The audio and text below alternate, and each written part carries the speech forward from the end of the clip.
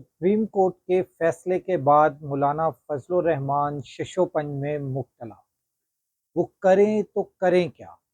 اور پاکستانی عوام بھی اس وقت مولانا فضل الرحمان کے فیصلے کی انتہائی منتظر کہ وہ فیصلہ کریں اور ان کو پاکستانی عوام کس نام سے پکارے۔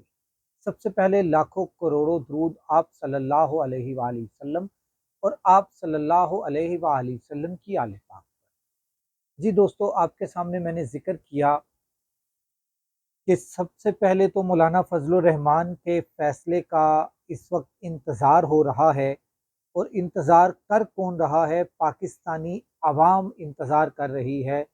کس چیز کے لیے؟ اس چیز کے لیے کہ ہم مولانا فضل الرحمان کو کس نام سے پکاریں، الکے ارکے گلاب کہیں، یا وہ جو پاکستان تحریک انصاف کے جلسے میں ان کا نام پکارا جاتا تھا۔ اب پاکستانی عوام کے لیے فیصلہ کرنا مشکل ہے، اسی طرح مولانا فضل الرحمان کے لیے بھی فیصلہ کرنا کل کا مشکل ہو چکا ہے۔ کل جو سپریم کورٹ کے 8 معزز ججز نے فیصلہ دیا اور الیکشن کمیشن کو اپنے گھر واپس بھیج دیا۔ اپنے گھر واپس بھیجنے کی بات میں اس لیے کر رہا ہوں کیونکہ الیکشن کمیشن نے جن کے کہنے پر یہ ساری کارروائی ڈالی تھی، وہ ساری کی ساری کارروائی سپریم کورٹ نے اڑا کر رکھ دی۔ اس لیے کہہ رہا ہوں کہ اپنے گھر واپس بھیج دیا۔ اور پاکستان عوام جو ہے وہ تو انتظار کر ہی رہی ہے، مگر جو پاکستان تحریک انصاف کے نام پر، عمران خان کے نام پر ووٹ لے کر اسمبلیوں میں پہنچے تھے، وہ لوگ بھی اب کل سے بہت زیادہ پریشان ہیں، کیونکہ اگر وہ ووٹ کاسٹ کرتے ہیں تو پاکستان تحریک انصاف جو ہے ان کے خلاف ایک کارروائی کر سکتی ہے، اور اس کارروائی سے ان کی ممبرشپ قومی اسمبلی کی ہو، صوبائی اسمبلی کی ہو، وہ ختم ہو سکتی ہے۔ اور دوسری بات کہ ان کا ووٹ جو ہے وہ کاؤنٹ بھی نہیں ہوگا، گنتی میں بھی نہیں آئے گا۔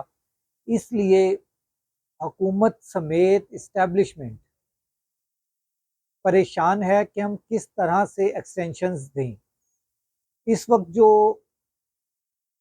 زد زبان پر ایک عام ایکسٹینشن کا ذکر ہو رہا ہے، اس کے متعلق میں آپ کو بتاتا چلوں کہ اسحاق ڈار اور بلاول بھٹو کے درمیان جب مکالمہ ہوا تو اس مکالمے میں اسحاق ڈار نے کہا کہ مجھے بھی نہیں پتا کہ کیا آئینی ترمیم لائی جا رہی ہے، جس کے اور آگے سے بلاول بھٹو نے کہا کہ مجھے بھی نہیں پتا کہ کون سی ایسی آئینی ترمیم لائی جا رہی ہے جس کا اتنا وبیلا مچایا جا رہا ہے۔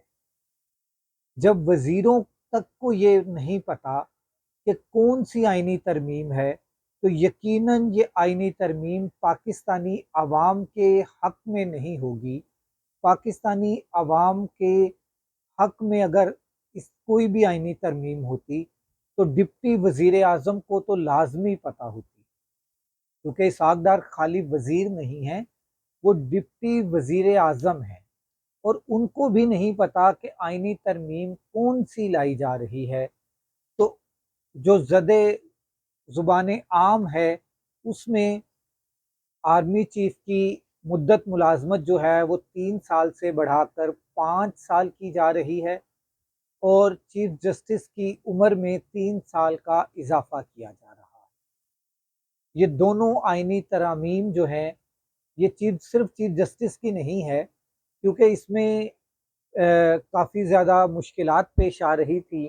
مولانا فضل الرحمان نے بھی اس کا جو ہے وہ صاف جواب دے دیا تھا، مگر مولانا فضل الرحمان کے ہی مشورے کے بعد یہ آئینی ترمیم ایک اور جو ہے وہ کی جا رہی ہے کہ تمام سپریم کورٹ کے ججز کی عمر، ریٹائرمنٹ کی عمر میں 3 سال کا اضافہ کر دیا جائے، تاکہ نہ بچے بانس نہ بچے بانس۔ مگر سپریم کورٹ نے ہی یہ جو کل فیصلہ دیا ہے، انہوں نے بانس سانپ بھی مار دیا ہے اور لاٹھی بھی توڑ دی ہے۔ اس لیے پاکستان تحریک انصاف کے ایم این ایز جو ہیں وہ اپنی کافی حد تک ان کی عزتیں بھی بچ گئی ہیں. وہ ذلیل و خوار جن لوگوں نے 4-5 نے ہونا تھا وہ بھی بچ گئے ہیں. وہ اپنے حلقے کی عوام کو اپنا فیس دکھانے کے قابل بھی رہ گئے ہیں اور بچت ہو گئی ہے ان کی معاف کیجیے گا، ان کی بچت ہو گئی ہے کہ وہ اپنے حلقے میں واپس جا سکتے ہیں، اپنی عوام میں واپس جا سکتے ہیں.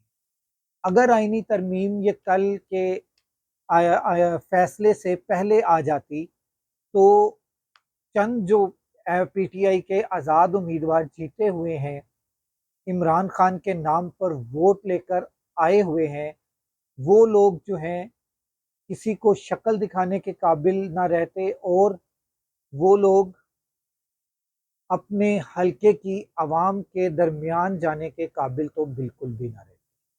اگلے ولاگ تک راشد اقبال قادری کو اجازت دیجیے. اللہ حافظ.